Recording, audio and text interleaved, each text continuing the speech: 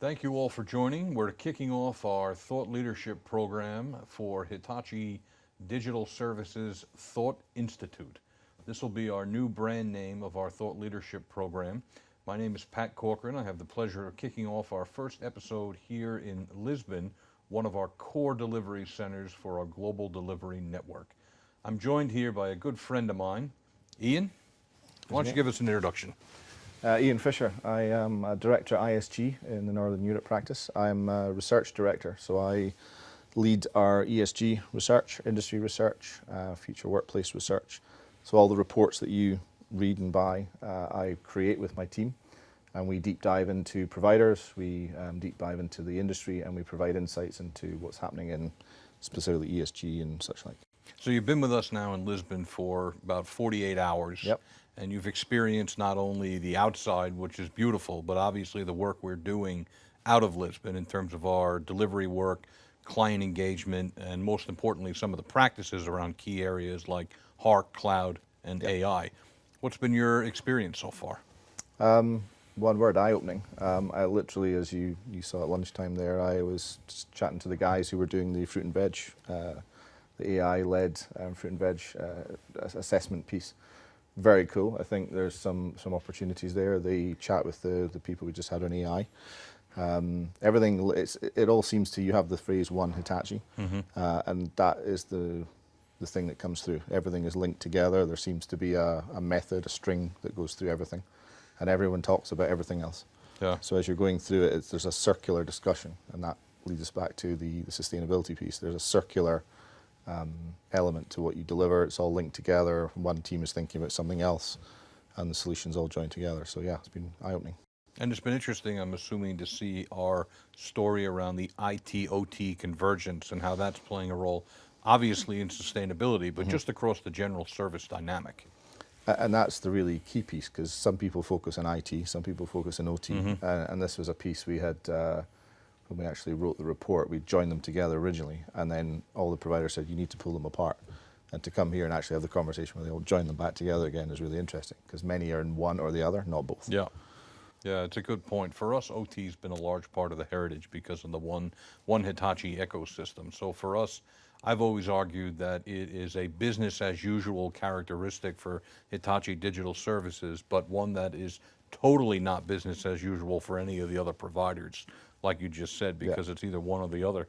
And for us, having both has really given us a leg up in that industrial marketplace. So we're excited about that. Yeah, and your opening this morning, and I think the way you've reversed the conversation, many will start with the IT component, and they will say, hey, we can deliver IoT, or we deliver this or whatever for sustainability. Okay, great. But to actually say, hey, we do, and we know what we do, and we change lives doing it, is a very different way of starting with meaning what you say and doing something else from the start. Now, you mentioned sustainability is a core focus area for not only you, but ISG in general in terms of the research.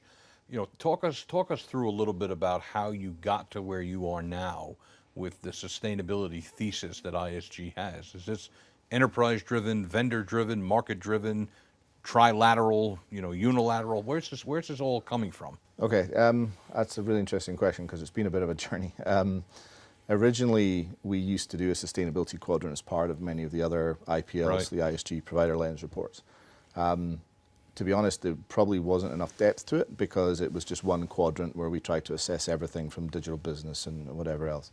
There was an outcry from enterprise and from providers that said, look, sustainability is like the big buzzword in town for the last couple of years. It's going to continue to be so, mainly through regulation. So can we have... No matter what AI does. AI will help, but they did ask for a larger quadrant. And normally we will do somewhere between 50 and 100 providers across an IPL, which is then subjugated into different groups, and will then produce about 45 to 50 providers in the report. We had 155 providers respond to the sustainability reports, the biggest one we've ever had. Wow. In terms of cutting it down, that went down to somewhere between 103 and 106, so 103 for the US, 106 for Europe. So still by far the largest report we've done. Sustainability is interesting because in the market, I call it two lenses, like a double-sided mirror. The providers are interested to know what other providers are doing. because the market, I would say, is an oversupply at the moment, because enterprises don't know what they don't know, and they all need to do some of the things they don't know how to do. So the market is oversupplied, and yet all the enterprises that I've spoken to are all trying to do their own thing, when all they need to do is scan the market, and they have a solution ready and waiting. And this long list you mentioned, it's a combination of consulting, services, products, platforms. So think of it as a yin and a yang. So what we've tried to do with the new reports is go across the value chain, everything from strategy enablement to the IT, to the OT, to data, and then to the rating and benchmarking. So what we found was there was a large proportion of firms who were in category 1, strategy enablement, which then dwindled down into the IT piece, but then we had some uniques that popped in, the IT providers. Then we got to the OT, and the ones that were in strategy and IT got lesser, even less, and then we had a bit more uniqueness. So there was a bit of a yin and a yang triangle that appeared. Interesting. And it was I look in patterns, so it was an interesting pattern to see. There was only 4 or 5 that spanned across all 4, and Hitachi was one of them. Well, that certainly has to do with not only our current focus, but our historic background, that the green door is now open. And this is something that we have been, as not only preaching as providers, but really as practitioners across multiple industries, having our own factories, having our own sustainability requirements, green buildings, et cetera. It's been something that has, weaved itself throughout all the rest of the services that we sell through Hitachi Digital Services. So it's good to hear we're positioned in a good spot. One of a select few that are across all 4. Yeah. And what are you hearing from enterprises, really? Is the question similar to the AI question, which is, what do I do? Or are you getting a sense that they understand these aspects and they want to start adopting them? Are they long-term, short-term? How would you compare it to the trends that we're hearing from AI? So sustainability is a huge topic. So many people talk about E, S, and G, but sustainability is wider, right? Many will start from the E side, some will start from the S, very few start from the G. So from the E side, which is probably 80%, is I need to reduce my carbon footprint, scope 1, scope 2, scope 3, and how do I reduce that? The big one there is reporting. So there's mandatory and voluntary reporting. They're regionally very different.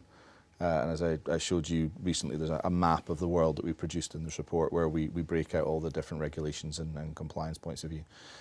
The EU is pretty much sewn up, so it's easy. You've got TCFD and all the other kind of frameworks that you can go through that you supply and you supply data for. Those are standardized, they're regulated, they're across the whole of the EU and the UK, right?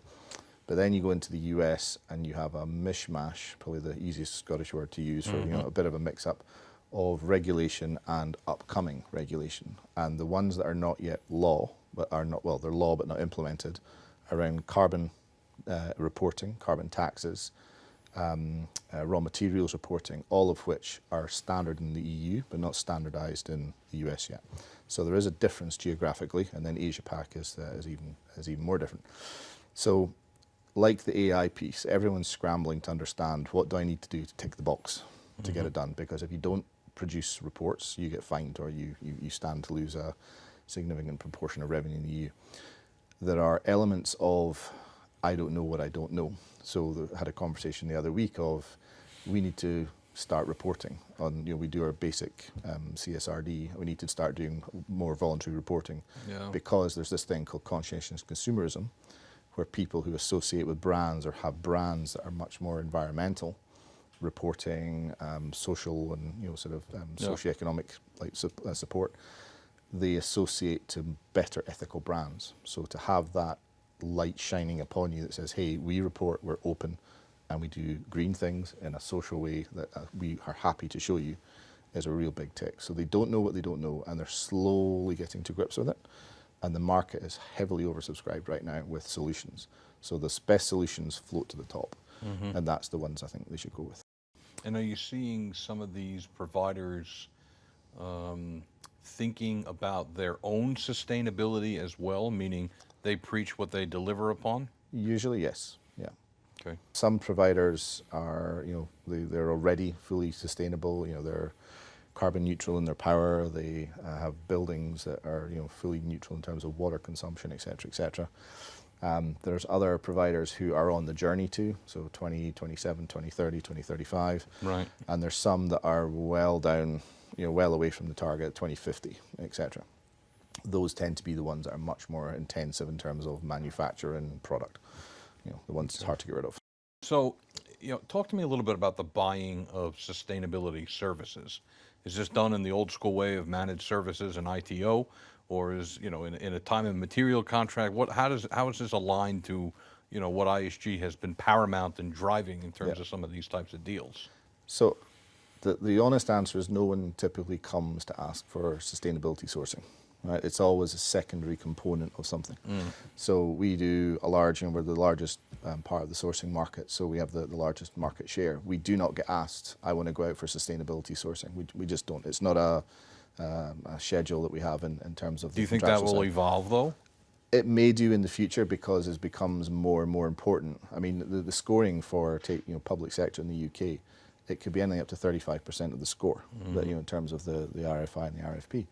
So it is an important component, but it is more around the managed service. Or, hey, we want to, in fact, for the Digital Business Summit I'm pulling together, there's a diagram, and it kind of goes from two directions. One is it's either socially driven, so we want to change our business model because we want to do better, we want to change the way we operate, or we need to service our customer different. Right, there's a B2C angle to it. That might lead to different buildings, different consumer models, different sort of supply chains, all that kind of stuff. That drives out sustainability. Or there's internally driven, IT driven, where we need to change our data centers. We need to go from data center to cloud, or a hybrid model. That has sustainable aspects to it too, but it's never someone saying, I need to reduce my carbon footprint by 30,000 tons or 3 million tons or whatever. That just doesn't happen. So this is the sourcing piece is an important component of normal sourcing. Got it. Okay. And in terms of sourcing, is this a partner approach, or are you seeing sole vendors being able to sort of manage sustainability requirements end to end? So this thing comes to quadrant 5 of the report, where we talk about rating and benchmarking. So normally we may see in some circumstances a rating requirement. So I was chatting to a bank about a month ago, and they want all of their suppliers in the next 2 years to be a silver accreditation on one type of rating provider. So that's a requirement to be part of their provider landscape. The problem with that is who then has the conversation with all those providers to help them to get to there? Is this bank going to do it? Are they going to buy in a third-party support? That's the wider conversation. So when I said it's an interesting point, I don't think the market's worked that out yet. So the bank may turn around and say, hey, we need you to be requirements met by 2 years. Well, okay, now go away if we can't do it in 2 years. Does that mean we can't be your supplier? Do we get a free pass if we do the following things? That is a grey area that's yet to be found out. What we're seeing though is there are providers out there now for new contracts that really fall into 3 categories. You have one group, the consulting-led organizations, who typically have a solution for everything that's geography agnostic. So whether it's carbon reporting or whether it's geographic regulation, it's agnostic of what they do, and they just drop it into the industry they're working in. Got it. The second group consumes, that's probably the best way to use it, consumes all the data into a platform, crunches it up, and then works out what you need to do with it, and then acts upon that data. And then the third one, which is typically the contenders, are the point solutions.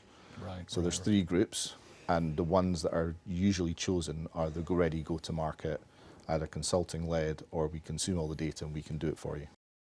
So you just talked about the different quadrants that are looking at various services of providers.